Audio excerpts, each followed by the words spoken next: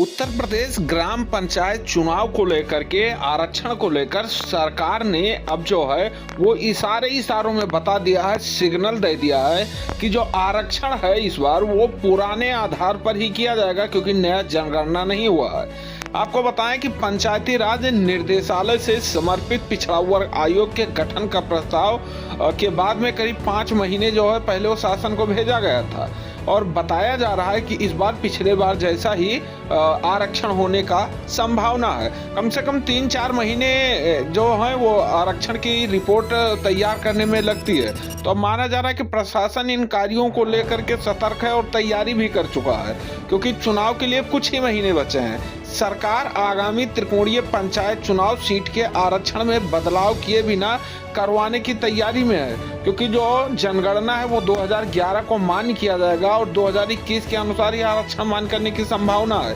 यानी 2026 में जो त्रिकोणीय पंचायत चुनाव में सीटों का आरक्षण होना है वो 2021 के चुनाव के तर्ज पर होगा। कुछ ग्राम पंचायतों में बदलाव होगा, कुछ में महिलाओं को जगह मिलेगी और कुछ जो है वो सुरक्षित सीट जो है वो रखे जाएंगे।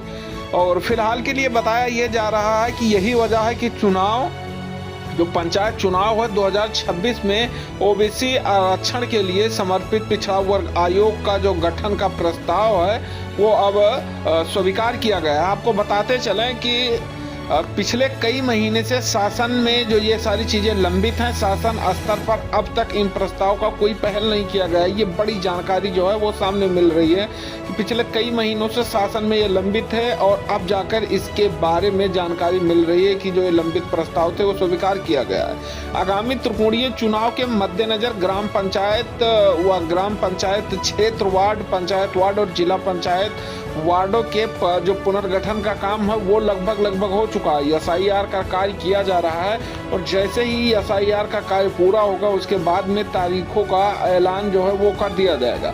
अब बात अगर करें आरक्षण, तो सरकार 2021 के अनुसार ही आरक्षण तय करने के लिए 2026 का पंचायत चुनाव कराएगी। यानी 21 का आरक्षण जो है देखा जाएगा, क्योंकि जो जनगणना है वो 2011 में हुआ था, उसके बाद नहीं हुआ है।